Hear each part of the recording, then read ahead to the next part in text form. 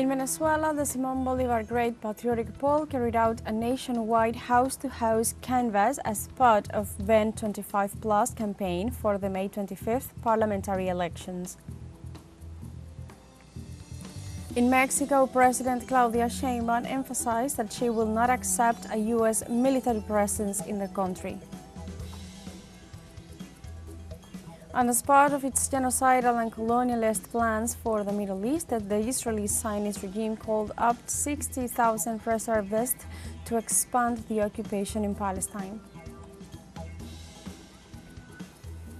Hello and welcome to From the South. I'm Alejandra Garcia from teleSUR studios in Havana, Cuba. We begin with the news.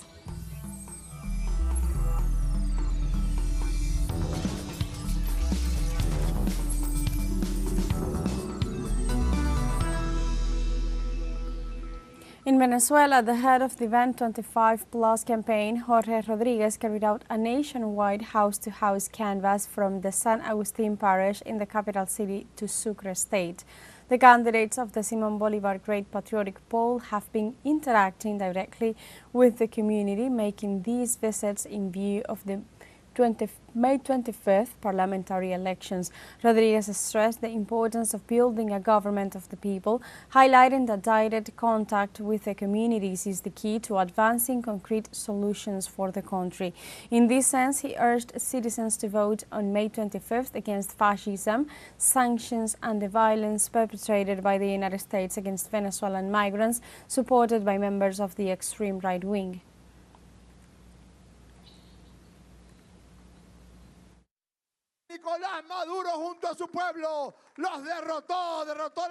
Nicolás Maduro, together with his people, defeated the sanctions, defeated the blockade, and now the time has come for construction and joy. The time has come for joy in families, and for there to be joy in this construction, and that is why the day of the cross of May is propitious to say, we promise before the cross of May, and we know that the time has come to get inside in every house, in every community, to solve the problems of the people.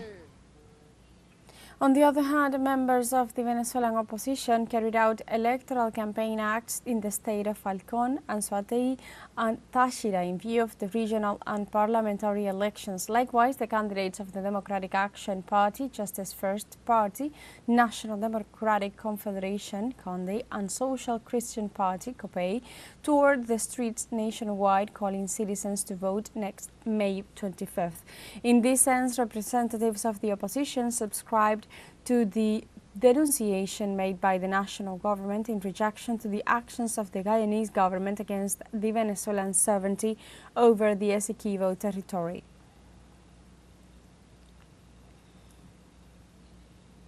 Commemoration activities to celebrate the 80th anniversary of the victory of the Soviet Union over Nazi Germany began around the world.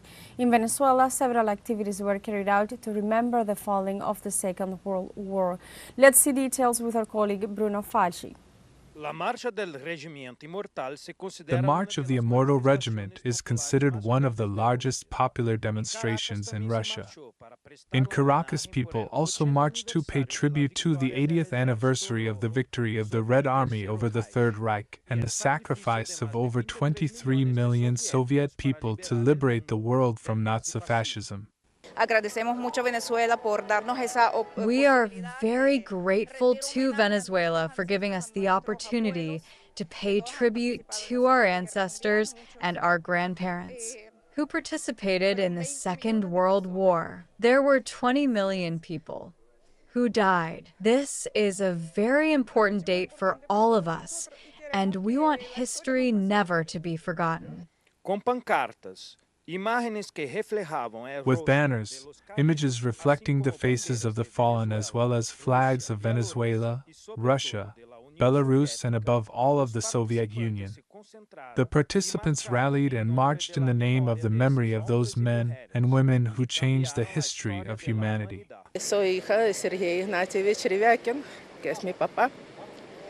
I am daughter of Sergei Ignatievich. He is my dad. who participated in the Second World War. He came out alive. He was fighting in the city of Kerch. He was wounded very badly. He was evacuated at that time, and all comrades of him who stayed died. My mom, it's my grandfather, and his brother are all World War II veterans. At the end of the march on the Próceres Promenade, artists played Soviet songs and typical Slavic dances were performed. Representatives of Venezuela, Russia, and Belarus spoke to the audience about the importance of this day. In memory of the soldiers who defeated fascism, and that the struggle for memory, truth, and peace continues. It is precisely these values, anti-fascism, the desire for freedom, independence, and justice that continue to unite Russia and Venezuela today. The Bolivarian Revolution, knowing that it has an enormous responsibility in Venezuela, but even more in Latin America, that it has an enormous responsibility before the world. We, the organized Venezuelan people, must know how to stop the fascism that tries to take political power under any circumstances in Venezuela. We must stop it. The Venezuelan government organizes these activities to demonstrate the country's commitment to the international struggle against fascism, as well as the closeness and friendship among its peoples in the search for a more just and multipolar world. Em la Câmara de Jesus Romero, Bruno Falsi, Caracas, Venezuela, para teleSUR. In Cuba, ministers of tourism and authorities of the Bolivarian Alliance for the Peoples of America People's Trade Treaty, ALBA-TCP, met to discuss the new challenges in the tourism sector. After materializing each of the agreements taken, the regional experiences and the results will be the basis for the first ALBA-TCP International Tourism Fair to be held next year. Technical teams of the main areas of the sector agreed on strategies for the promotion of regional tourism. Among the proposals presented this Saturday, a tour operator of the area has proposed to use its agency to commercialize multi-destinational products. Cuba and Venezuela have negotiated through two of their tourism agencies a multi-destination product with the Chinese market. And now we have a short break coming up, but first remember you can join us on TikTok at teleSUR English, where you'll find news in different formats, news updates and more. We'll be right back. Stay with us.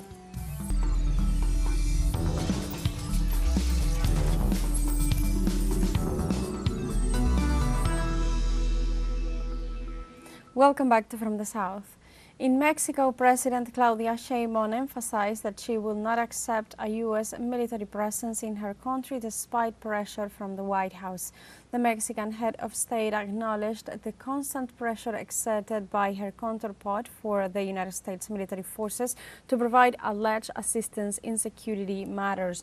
During the inauguration of an educational center in Texcoco, the Mexican head of state declared that her country's sovereignty is inviolable, for which reason she will not accept any foreign presence in its territory. Sheinbaum stressed that her administration does not rule out working with the United States to combat organized crime gangs, but each on its own side of the border.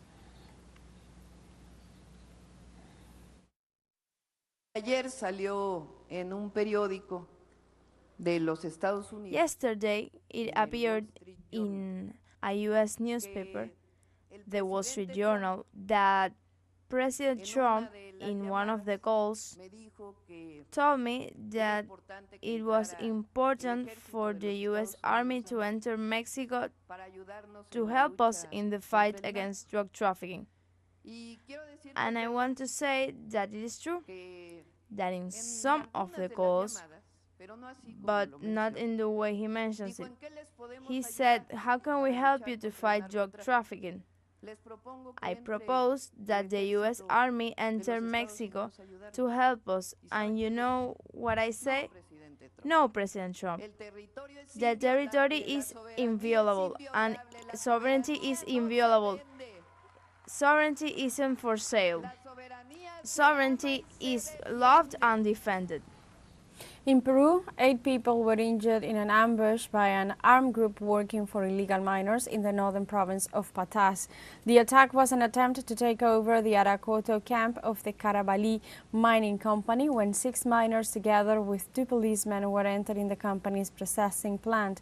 The state news agency Andina reported that 6 of the wounded were transferred by helicopter to the city of Trujillo, capital of La Libertad, to a high-complexity hospital. The ambush was preceded last week by the kidnapping by illegal miners and criminals in their service, according to the official version, who took over an area where artisanal miners were extracting gold.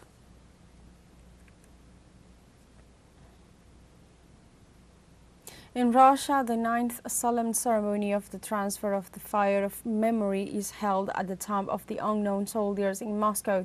This ceremony takes place every year on the walls of the Kremlin and in several other countries around the world, in which representatives of the Popular Front transfer part villas of the eternal flame to more than 130 cities in Russia and at least 21 countries in Europe, Asia and Africa.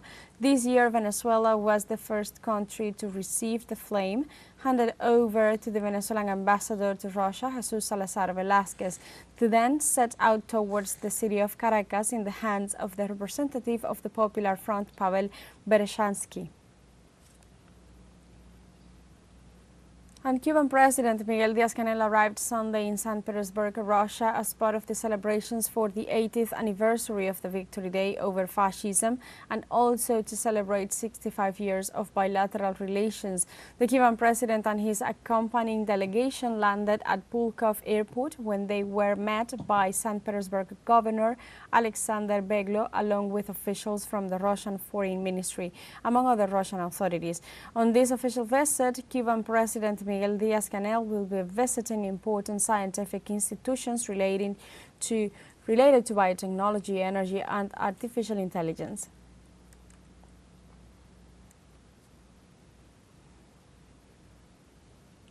Also in Russia, Foreign Ministry spokeswoman Maria Zakharova denounced the serious insecurity faced by Russian journalists in the international arena. The Russian Foreign Ministry, through a statement, pointed out that despite the speeches of international organizations, media professionals are victims of repression, harassment and selective assassinations, especially in conflict zones such as Ukraine. Zakharova recalled that so far in 2025, 5 Russian journalists have been killed by the Ukrainian army and 5 others have been wounded. While the world commemorates freedom of the press, the country exposes a system that only defends those who align themselves with the Western geopolitical interests.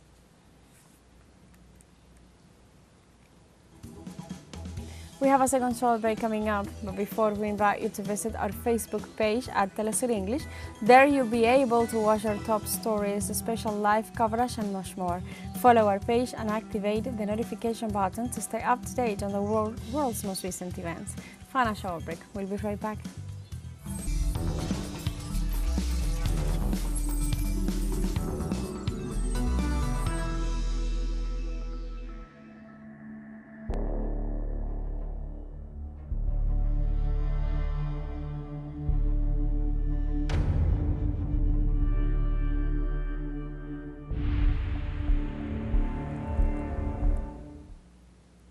Welcome back to From the South. The Israeli Zionist regime called up 60,000 reservists to expand the occupation in Palestine as part of its genocidal and colonialist actions in the Middle East. According to local media reports, most of the reservists will be sent to the Lebanese border, to Syria or to the occupied West Bank with the purpose of releasing regular combat units for relocation to Gaza. The decision generated strong criticisms from the families of the Israeli hostages held in Gaza, who warned that intensifying the military campaign would only endanger their lives. The families blamed Prime Minister Benjamin Netanyahu for sacrificing the hostages for military objectives instead of trying to rescue them. They also directly addressed Israel's Chief of Staff, Eyal Zamir, urging him to halt any further operations in Gaza.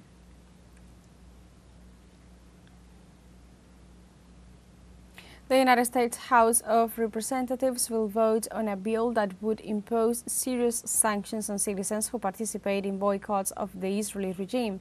If passed, the legislation would expand existing U.S. anti-boycott laws to penalize those who engage in peaceful political action, especially those who align themselves with the boycott, divestment, and sanction movement. The legislation, co-sponsored by pro-Israeli Mike Lawler and Josh Gothamir, proposes punishment of up to $1 million in fines or up to 20 years in prison. Human rights organizations condemned the bill, warning that it would criminalize freedom of expression, which is protected by the Constitution.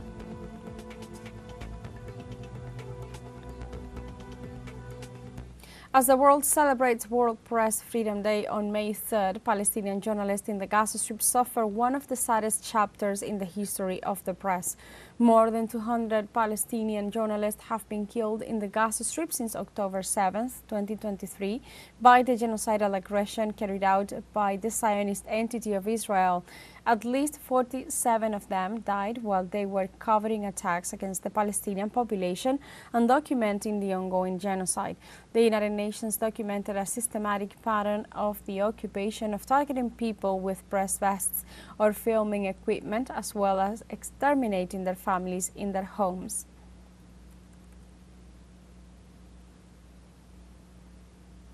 In other news, Iran reported an explosion in the city of Mashhad, the second most populated city in the country. The incident occurred at a motorcycle factory, which caused smoke plumes to spread nearby. According to local news, the site of the explosion is a large warehouse covering an area of about 4,000 square meters that was severely damaged in the resulting fire. The Iranian Fire Brigade reported that the event took place at a motorcycle factory located near the electro-steel factory. No information was given about casualties.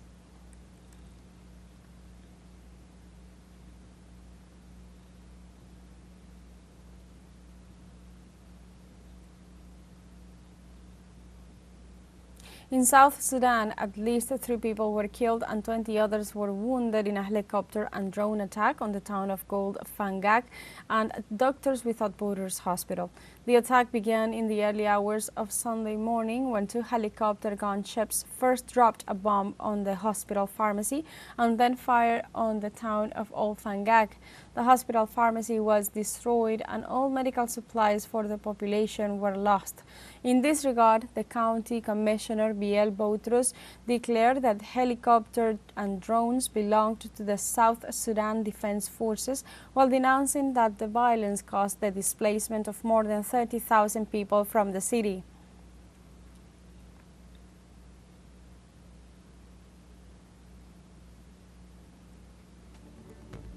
Around 300 civilians, including 15 women and 21 children, were killed in recent days by the paramilitary group Rapid Support Forces in Nahud. The Sudanese National Human Rights Commission said that this new massacre against civilians comes on top of the looting of medical supplies, markets, and the hospital of Nahud. In the last few days, several local organizations warned that several civilians were executed in the city by the paramilitary, who since the beginning of the war have killed hundreds of civilians after accusing them of belonging to the army. The war in South Sudan broke out on April 15, 2023, and since then, tens of thousands of people have died and more than 12.5 million others have been forced to flee their homes. In Gabon, the head of the military board, Brice Oligui Nguema, took office today as president after leading a 19-month transitional government. The general ratified his favoritism in the April elections with 94.85% of the votes after leading a coup d'etat on August 30, 2023. The victory gives him a 7-year term under the new constitution approved last November and puts an end to the more than 50 years of control by the family of former President Ali Bongo. Among the main concerns of President Oligui Nguema are the aging power grid, youth unemployment, road infrastructure, and the country's debt. In Singapore, following the general election, the People's Action Party, PAP, which has governed since independence in 1965, won 90% of the seats. According to official data from the official newspaper, The Straits Times, Prime Minister Lawrence Wong won 87 of the 97 parliamentary seats, 4 more than in 2020, while the opposition Workers' Party won 10 seats. These elections were seen more as a plebiscite on the leadership of Wong, a 52-year-old economist who took office in May 2024. This voting differentiated from others in that it was the first time that a candidate from the Lee dynasty, the architect of the radical transformation of the Asian city-state, did not compete. And like this, we have come to the end of this news brief, but you can find these and many other stories on our website at telesurenglish.net and join us on social media. We are on Facebook, X, Instagram, Telegram, and TikTok as well. For Telesur English, I'm Alejandra Garcia. Thank you for watching.